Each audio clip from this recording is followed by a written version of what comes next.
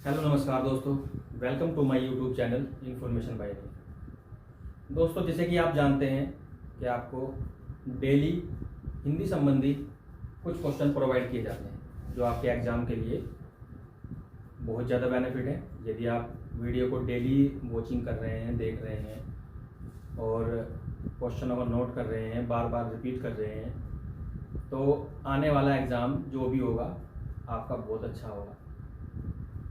आप अपनी कंटिन्यूटी बनाकर रखिए, डेली क्वेश्चनों को रिपीट कीजिए और उनके नोट्स भी बनाइए ताकि आपको एक अच्छा बेनिफिट इसमें मिल सके। आइए बात करते हैं आज की वीडियो के बारे में।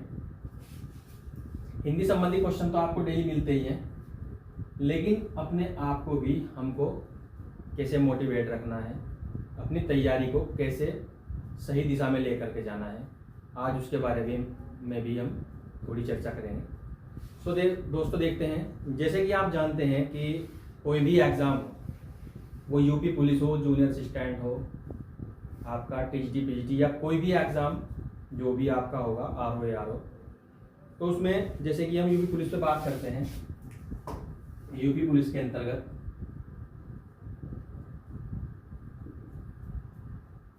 आपके हिंदी होगी, मैथ होगा, रीजनिंग होगी और जीएस होगी।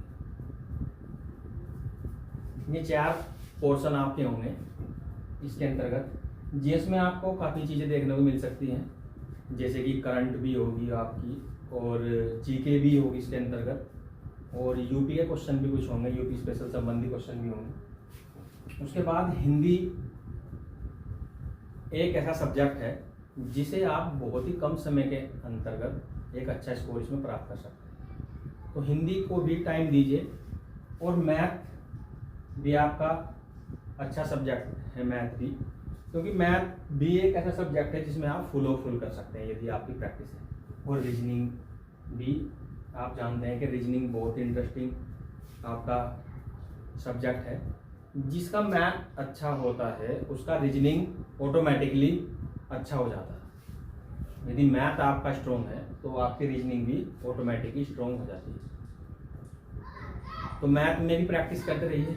जीएस की बात करें तो हम जीएस में थोड़ा समय आपको ज़रूर लग सकता है, क्योंकि हमें करंट भी तैयार करनी होती है और जीएस के क्वेश्चन भी तैयार करने होते हैं।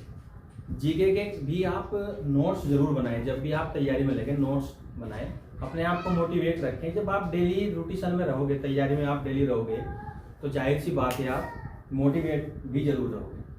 क्योंकि यदि आप निगेटिव थिंकिंग से बचते हैं, इधर उधर की बात करने से बचते हैं, कहीं किसी के साथ में बुरी संगति संबंधी कोई भी बात यदि कहीं डिमोटिवेट होते हैं, तो उस चीज़ का प्रभाव आपकी तैयारी पे बहुत अधिक पड़ता है। तो दोस्तों, आप अच्छे मित्र बनाएं जो आपको मोटिवेट करें और आपके एग्ज़ाम संबंधी और आपकी अच्छाइयों से की ही बात करें, आपको डीमोटिवेट करने वाले ना हो।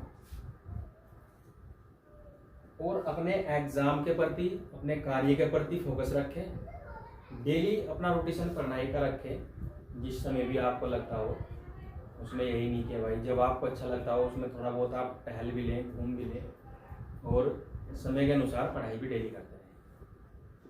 क्योंकि कंपटीशन के अंतर्गत गैपिंग अधिक नहीं होनी चाहिए।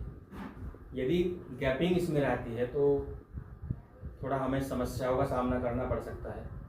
मैंने पिछली वीडियो में भी इस बात का जिक्र किया था कि 2 से 4 दिन की गैपिंग वो किसी भी प्रकार से हो सकती है। जैसे कि आप जानते हैं, शादी या और कोई फंक्शन, दोस्तों के साथ घूमना,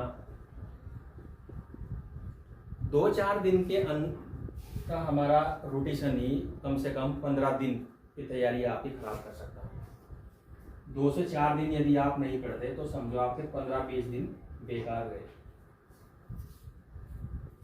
आपको अगले 5 से 1 हफ्ते के अंतर्गत आपको ऐसा महसूस होगा, आप जब डेली कंटिन्यूटी अपनी बनाएंगे कि हाँ हम फिर से पढ़ रहे हैं, फिर हमारी तैयारी ऐसे ही चल रही है। यदि आप गैपिंग करते हैं 15 से 20 दिन 15 से 20 दिन, तो समझो आपकी एक महीने की या 1.5 महीने की तैयारी का लॉस आपको हो सकता है। एग्ज़ाम के टाइम आप अपने आप को समय दें, इधर उधर घूमने की कोशिश मत करें। आप फंक्शन भी अपने अनुसार कम से कम ही अटेंड करें, ताकि आपका ध्यान आपकी बुक्स पर रहे, आपकी तैयारी पर रहे। क्योंकि घूमने से आपको नुकसान हो सकता है, आपकी तैयारी कम हो सकती है। और यदि आप डेली रूटीन में रहोगे तो आप जो आप स्टडी कर रहे हैं उसके साथ साथ में आपको 10 क्वेश्चन और भी सीखने को मिल सकते हैं।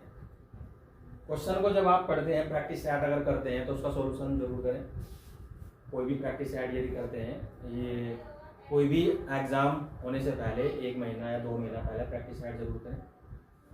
और प्रैक्टिस सेट करने के बाद अगले दिन उसका सॉल्यूशन भी जरूर करें। उसके नोट्स बनाएं अच्छे, जो आपको लगता है उसको लिखें, ताकि जहाँ से क्वेश्चन आया है उस संबंधी अगला क्वेश्चन जो आएगा वो उसमें आप चूक ना कर सकें, उसको आप बिल्कुल ठीक कर दें। तो नोट्स की भी बहुत बड़ी अहमियत है। और प्रैक्टिस सेट यदि आप करते हैं तो उसका सॉल्यूशन जरूर लगाएं, सॉल्यूशन जरूर करें उसका। तो हम बात कर रहे थे मैथ्स की। मैथ भी आप में एक ऐसा सब्जेक्ट है जिसमें आप बहुत अच्छा स्कोर कर सकते हैं। और हमें जैसे कि 4 सब्जेक्ट आपको दिए हुए हैं, हिंदी, मैथ, रीजनिंग, जीएस। हर एग्ज़ाम में जैसे कि कोई भी एग्ज़ाम हो, आपके 2-3 पार्ट रहते हैं, हिंदी, मैथ, रीजनिंग। किसी में आपको रीजनिंग नहीं मिलेगी या हिंदी और जीएस का होगा, जैसे कि आरओ एआरओ है, लेकिन रीजनिंग के कुछ क्वेश्चन उसके अंतर्गत हैं। तो यदि आप यहाँ पर 3 सब्जेक्ट पर भी एक अपनी अच्छी पकड़ बना लेते हैं, एक अच्छा, क्योंकि इस पूरे सब्जेक्ट पर किसी की भी ज़बरदस्त पकड़ नहीं होती। वो सोचते होंगे तो आप चारों सब्जेक्ट पे इतनी पकड़ कर लेंगे फुल ऑफ फुल, तो उसमें थोड़ा मुश्किल हो सकता है। आप कोशिश करें जो आपके सब्जेक्ट हक में हैं, आप जिसमें अच्छा परफॉर्मेंस कर सकते हैं, जैसे कि हिंदी, मैथ, रीजनिंग आप इंटरेस्टेड सब्जेक्ट हैं दोनों। मैंने आपको बताया यदि मैथ आपका कंप्लीट हो गया तो रीजनिंग बेसिकली आपको साथ साथ ही महसूस देगी कि हाँ, हमारी रीजनिंग भी हमारी बहुत अच्छी चल रही है। तो आप यदि 3 चैप्टर भी, 3 सब्जेक्ट भी आप अच्छे से कवर कर लेते हैं, बहुत अच्छे से, इसमें अच्छा स्कोर इसमें आप प्राप्त करते हैं, तो अगर जीएस में आप थोड़े भी क्वेश्चन करोगे तब भी काम चल जाएगा। लेकिन 2 या 3 सब्जेक्ट हमारे ऐसे होने चाहिए में कि उनमें हम फुल ऑफ फुल कर सकें, या 95 प्लस कर सकें, या 90 प्लस कर सकें। ऐसे में सब्जेक्ट हमारे होने चाहिए। क्योंकि मैं ऐसे बहुत से दोस्तों को जानता हूं जो सिलेक्टेड हैं, और उनसे एक्सपीरियंस भी मैंने लिया है। मैं आपकी भी बात उनसे कराऊंगा, आपको रूबरू उनसे कराऊंगा कि उन्होंने कैसे तैयारी की है, किस तरीके से उन्होंने सब्जेक्टों पर कमांड की है। जिन पेपरों में 4 से 5 सब्जेक्ट थे या 4 सब्जेक्ट थे, उनमें से कितने सब्जेक्टों पर उनकी कमांड अच्छे से रही है, उस बारे में भी हम बात करेंगे। और इंटरव्यू उनका फेस करेंगे, ताकि आपको पता लगे कि तैयारी किस तरीके से उन्होंने की है जो ऑलरेडी सिलेक्टेड है। तो दोस्तों, आप 2-3 सब्जेक्ट पर आप अपनी बहुत अच्छे से कमांड करें, या जिस सब्जेक्ट में आपको लगता है कि मैं इस सब्जेक्ट में बहुत वीक हूँ या मुझसे नहीं हो रहा, आप 10 से 20% वहाँ पर करें, तो उसको कोशिश करें कि उसके नोट्स बनाएं। क्योंकि मुझे नहीं लगता इसमें जीएस का ही पार्ट थोड़ा कुछ ऐसा रहता है जो एक टाइम टेकन पार्ट है, जिसमें टाइम थोड़ा हमें लगता है कंटेंट इकट्ठा करने के लिए। अगर मैथ भी आप चाहो 7 से 8 महीने के अंतर्गत मैथ भी आप अच्छे से कर सकते हैं। और यूपी पुलिस के लिए तो आप और भी जल्दी कर सकते हैं, क्योंकि उसमें एडवांस का पार्ट भी नहीं रहता यूपी पुलिस में। और रीजनिंग भी थोड़ी बहुत अच्छी आती है, मतलब अच्छे चैप्टर रहते हैं, ज़्यादा टिपिकल नहीं है। जैसे कि बैंक वगैरह में बहुत टिपिकल रीजनिंग आती है, और बड़े एग्जाम में बहुत ही मतलब टिपिकल रहता है थोड़ा पार्ट। जैसे कि एसएससी सीजीएल अगर हम ले लें तो उसमें मैथ का पार्ट बहुत टिपिकल रहता है। इंग्लिश बहुत हाई लेवल की रहती है, क्योंकि उसमें एडवांस पार्ट भी थोड़ा रहता है। तो हम मतलब बेसिकली थोड़े बेसिक से क्वेश्चन कर सकते हैं यूपी पुलिस के लिए। उसमें आप किसी भी मैथ से कर सकते हैं, इतने हाई भी नहीं पढ़ना। हमें ये भी बहुत अच्छे से देखना है कि हमें पढ़ना क्या है, क्या पढ़ना है क्या नहीं पढ़ना है। क्योंकि वो चीज़ें भी बहुत मायने रखती हैं हमें क्या पढ़ना है।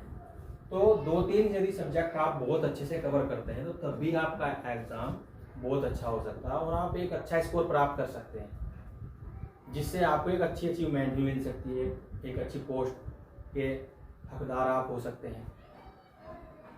तो दोस्तों, आप पूरे सब्जेक्ट को ही कंप्लीट करने की कोशिश ना करें। जिन भी जो आपको थोड़ा आसान लगते हैं आप उनको समय दें। और मैं ये नहीं कह रहा हूँ आपसे कि जो सब्जेक्ट आपको कम लगता है कि उसके बिल्कुल पढ़े भी नहीं, लेकिन उसके नोट्स बनाएं। आप जितना भी उसमें गेन कर सकते हैं वो बहुत अच्छी बात है।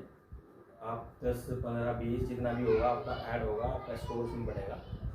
लेकिन जिन सब्जेक्ट पर आपकी कमांड है उसमें कोशिश करें कि आप 95 प्लस करें या 100 करें, तब आप एक बहुत अच्छा स्कोर प्राप्त कर सकते हैं। लेकिन हमें क्या रहता है कि हम सभी सब्जेक्टों पर कमांड कर लें पूरी टोटल, लेकिन ऐसा बहुत मुश्किल रहता है। आप जिन भी सफल व्यक्तियों की जो भी सिलेक्टेड कहीं ना कहीं है, आपके भी जानने वाले होंगे, कोई ना कोई, आप उनसे बात करके देखना कि आपने किस तरीके से तैयारी की और कितने सब्जेक्टों पर आपकी कमांड थी। सो दोस्तों, आपकी जिन भी सब्जेक्टों पर कमांड है आप कोशिश करें कि उस पर और मेहनत करें ताकि आप एक अच्छा स्कोर में प्राप्त कर सकें। तब तक के लिए थैंक यू वेरी मच।